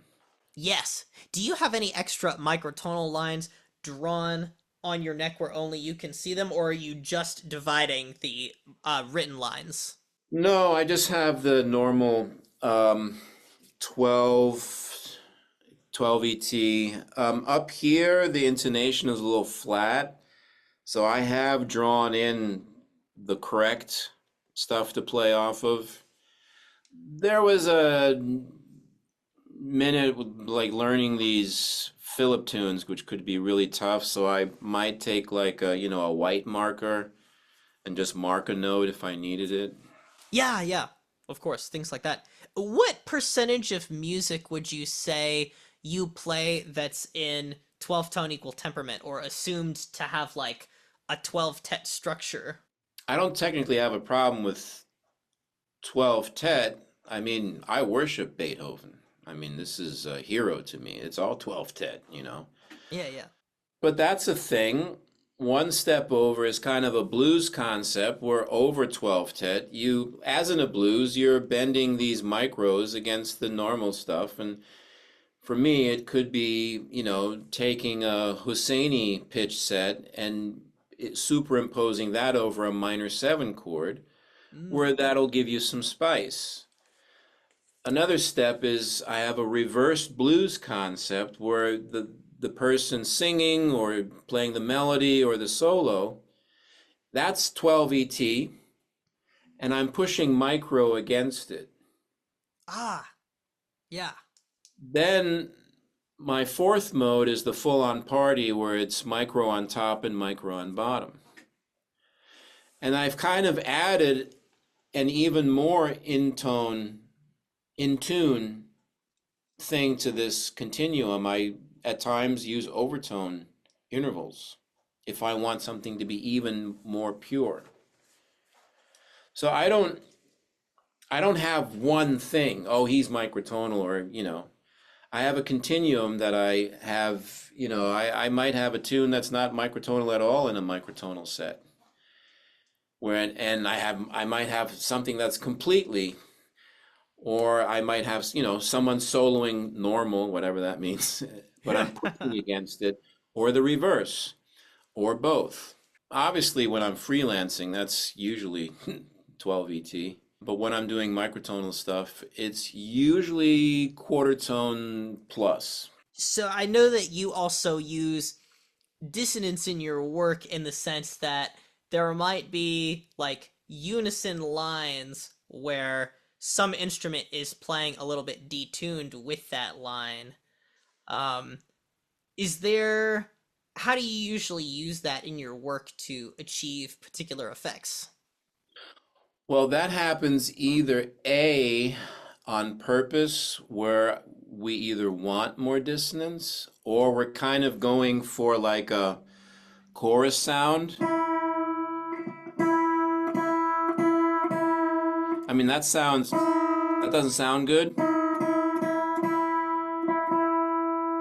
That's out of tune, but now it sounds more like a chorus or a flanger. It sounds cool. Yeah. So either more dissonance or kind of a chorus effect, or it's a it's a goof. It's a mistake. It's a mistake. Yeah. I try and actually try and avoid unison microlines. They're so hard to play in tune. Yes. I wonder how you expose students to microtones as well. And my experience was Joe Maneri's class. 2006, I went back to school to get my master's degree. And I guess the universe was looking out for me. I didn't plan it this way. I didn't reach out to him. I just took his class. And that happened to be the last one. Wow. And Joe was great, but he would like go straight into 12th tones. I talked a little bit like this, okay? Here's a 12th tone. Ooh, ooh, did you hear it? Did you hear it? Cool, right? And we're all like deer in the headlight. What? His class was very advanced, which is wonderful, but my perspective, literally as a student, was like, dude, man, let's start with something easy. So I start with quarter tone stuff. I start with an Arabic melody and a groove arrangement of a Carrillo string quartet. Keeping in mind, some of these students have never done microtones at all. Right. And yeah, I think in ways maybe 19 or 31 might be more sophisticated, but how are you going to get anyone to play this stuff within a semester? Oh God, yeah. I think maybe just tone in the end is the way to go. But it's just kind of like throwing a foreign language. Maybe you start with like Spanish. It's still a Latin language before you go Chinese. Yeah. It's a little bit of my philosophy. I want to get players into the game as soon as possible. And if they can handle it, yeah, then we start to go with third and sixth tones. Sure. If it's too easy. Yeah, it's like you need, as a teacher also, I really appreciate this, how you have to lay a set of foundations and then build on those foundations. So quarter tones are a really good foundation because you're just doing in between 12, and then you can Right. further split up the nuance until you're down to basically what's possible for a human in most life conditions. Right. And the concept is the same. So, for example, Utar has basically kind of embraced my quarter tone thing, but he sounds like himself. Georgi has not, Georgi Mikatsu, with his music from the Republic of Georgia. But when you play this stuff, a microtonal chord scale is a microtonal chord scale. You have to figure out where the notes are. And for soloing, you have to like absorb, some of their language. For comping, you have microtonal chords. Hmm. So the concept is the same. And I just think, within a school, within a semester, quarter tones are a great way to start. Yeah. I in no way discourage anyone to bring something in that's not quarter tone. Right. Unless they can't even play the quarter tones. That's different. Right. It's kind of like you want to do giant steps, that's great. But you know what? You can barely play a blues. Why don't we work on this blues first? Yeah. And then blues with, substitutions. Yeah. Then maybe rhythm changes, and then something like 500 miles high, which has medium, and then we'll go giant steps. The other thing about quarter tones that I think is really great is that if you're trying to get a student to understand microtonality also for the first time, like, I don't know, some people don't think about what that is at all and may not even understand the concept. And I find that if you simply show them, like on the piano in 12-tone equal temperament, that there's a note and another note, and you can split them, and there's a third note, like in between, that's not there, they suddenly understand, oh, those are notes I'm not using. So the entire concept of quarter tones can bring a person into understanding what a microtone means, in addition to being a great teaching tool. And this is an aside. This is another thing I guess these are the few things I remember from my musicology class. Musicologists estimate that something like 60 to 70% of the world's music, even more, is microtonal. Yeah. So, in a way, we might be the ones that are microtonal. Yes. And everybody else is normal. Yes. So Absolutely. that's a whole nother discussion. But yeah, I do quarter tones to get players into the game, because I just think the rate of learning is quicker if you're playing. If there's just so much of like, oh, let's check the manual, oh, let's measure, here's math, Right. and it gets boring, and if quarter tones are too easy, look at this Mikrojazz thing.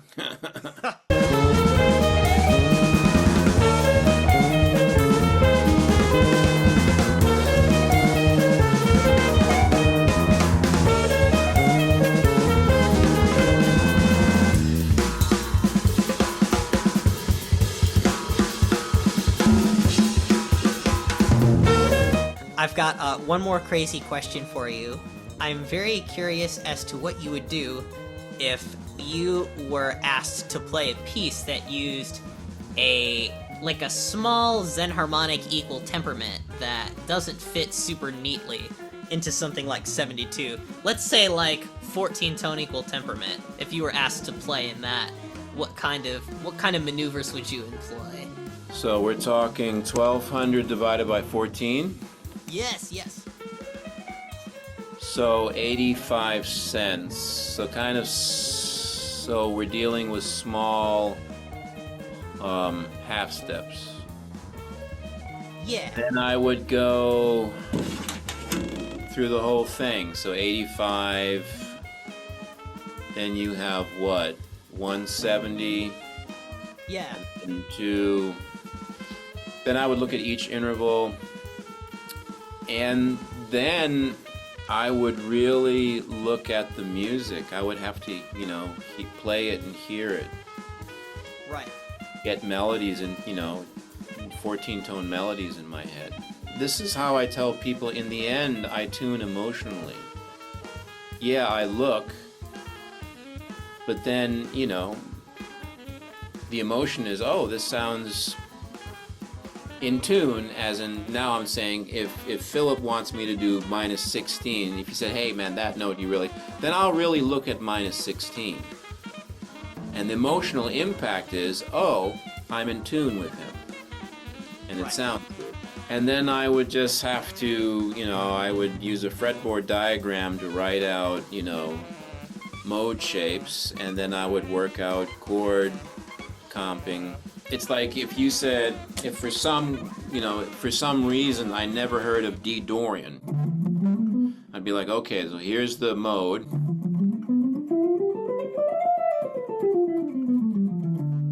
Okay, and then these are the chords I can play.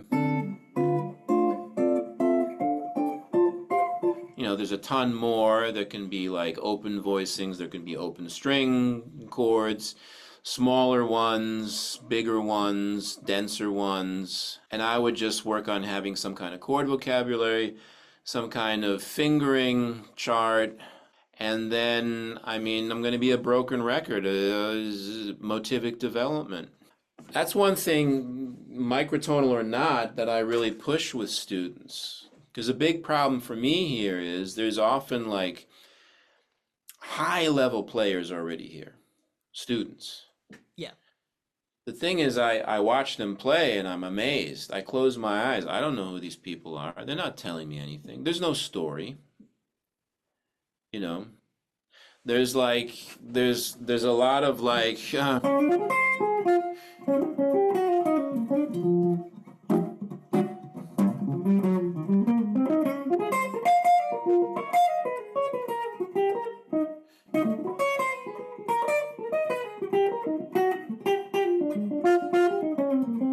there's some decent vocabulary, but what is that? That's not anything. Shapshur leheba open babi leheba way shabat open boo babi boo boo bop. There's no melodic, there's no motivic development, there's no relation to the tune. I really urge motivic development off of the melody. And then, I've said, if I had $1 for every time I said this, I said, look, once you can manipulate shapes on the outside, you then start to manipulate the ones that are on the inside, and that's when you really start cooking with fire, because that's your first step to really starting to sound like yourself. And I would do the same thing with this 14-tone thing.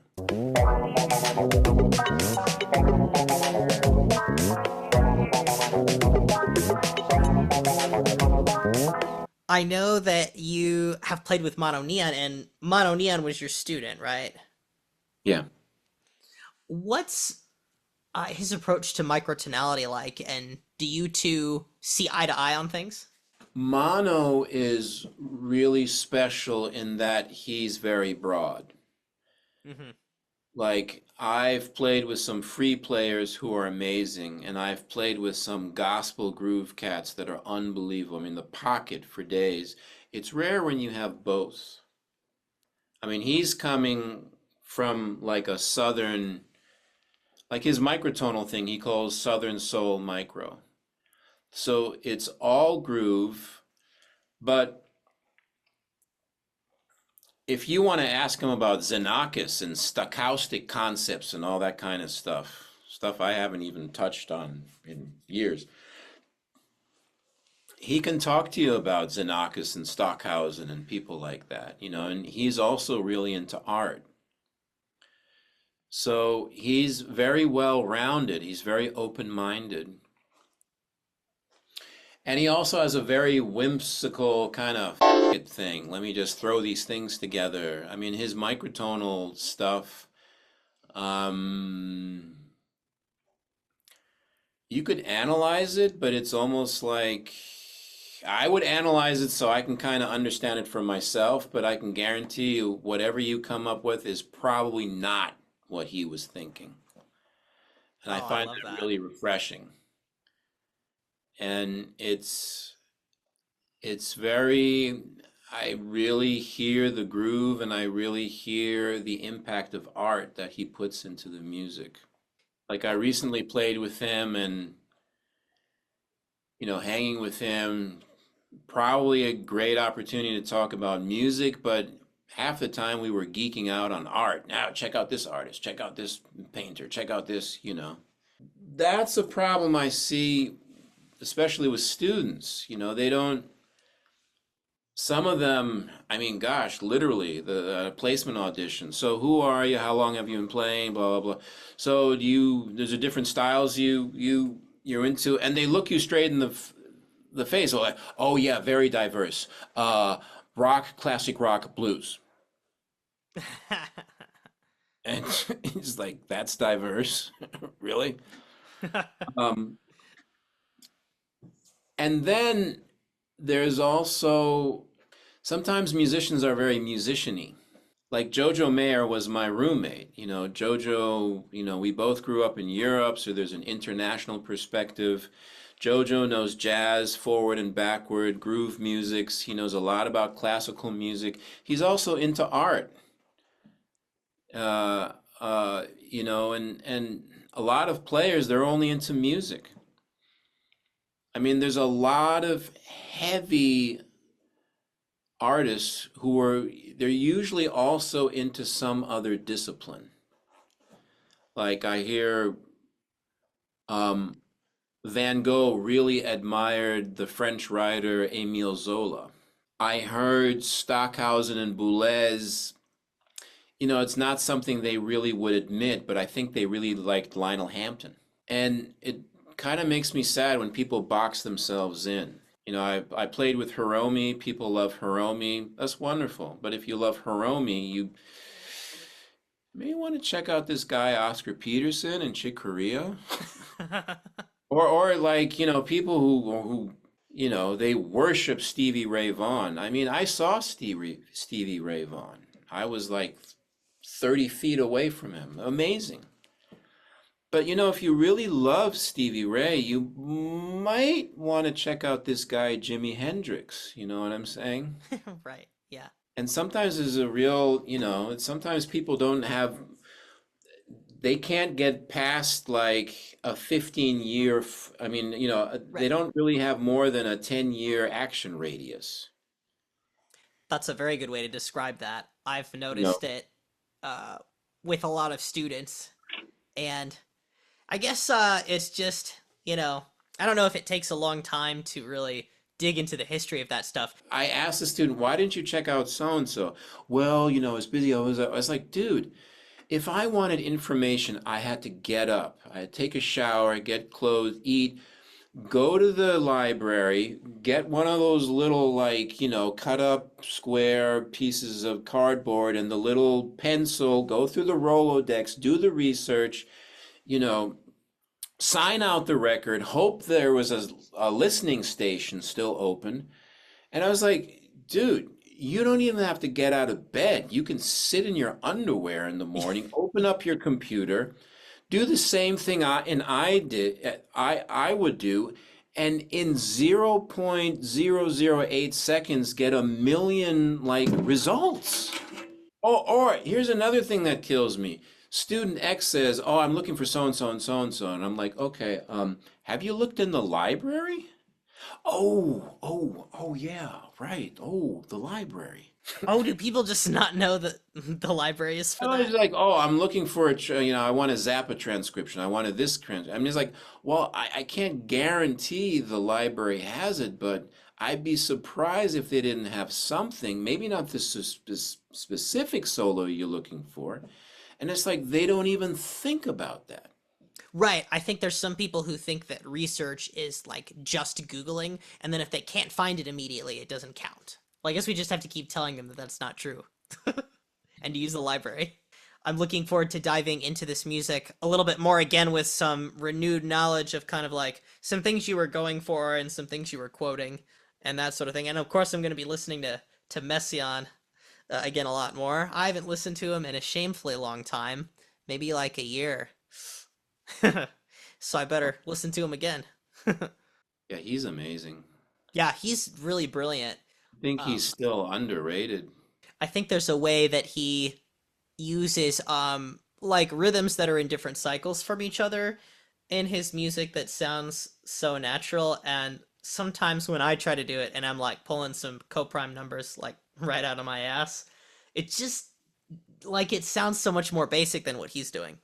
He was special. Yeah, absolutely. Someone said when the dust settles on the 20th century, he's going to be top five. There's a lot of emphasis on Stockhausen, Boulez, and so forth, but I don't know. The 12th tone and then the serial thing, to me, is a little bit like Western culture painting itself into a corner. Mm.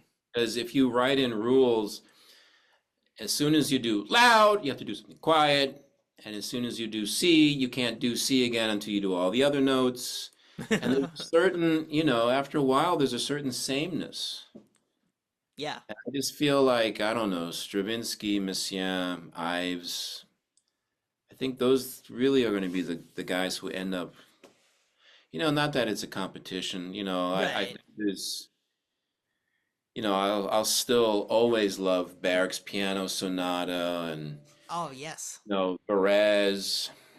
I think, in the end, the less cerebral stuff is really going to rise to the top. I guess when I think of serialism, I usually don't think of serial music that I enjoy, but I'll think of ways that I could break the rules of serialism because the moment someone tries to enact some kind of rule in their music because they want it to be a certain way, I think, oh, that actually can be disconnected from how the music sounds. And so I try to purposely bend the rules in such a way that the music doesn't sound like how it's supposed to with the rules. It's like if serialism is supposed to wash out everything so that it doesn't sound like there are any modes in particular in use, I think of myself, what about like 72 tone serialism where like I have a row where a bunch of, tones within a semitone like play one note and then later there's like a really quick portion and then something I can do to like cheat and make it sound like not a diatonic scale, but maybe some other 7-note mode or a mode of limited transposition. But it's technically serialism, so we didn't break the rules. That kind of thing. Well, to get rid of tonality, I mean, the microtonal, I mean, in some ways, I guess my music is maybe not so much microtonal than microtonal. To me, microtonality actually kind of gives a new lease on on tonality. 'Cause Yes. there's new. I mean, you tell me. I mean, Yeah. heard this chord before? Yeah. That's an E chord with an 11th harmonic on top. E flat. Oh, four. You got good ears, but it's just like, it's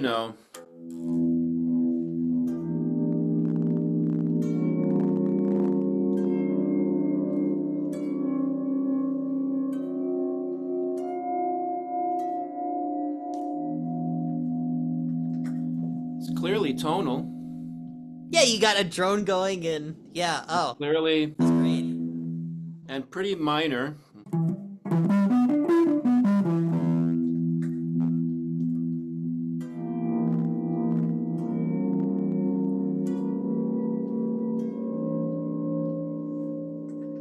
But have you heard that kind of E tonality before? I haven't.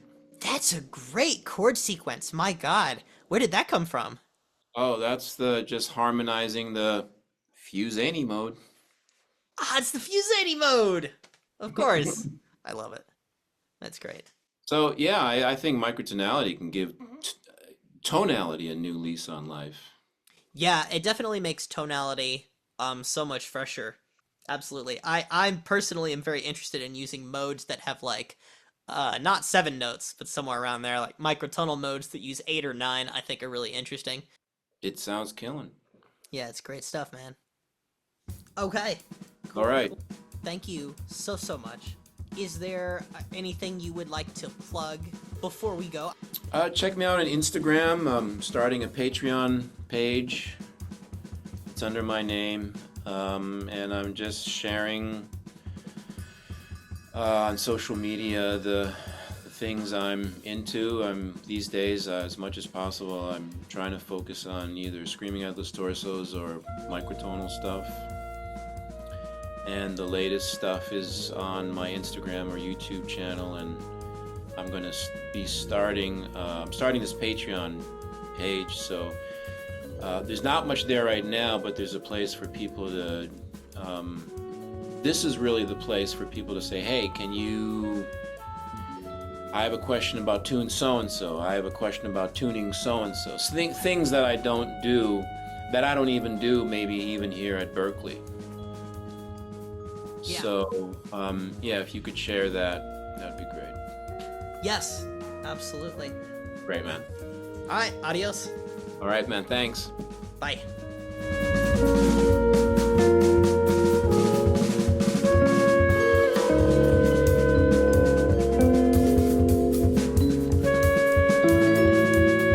Thanks so much for listening to us on Now in Zen.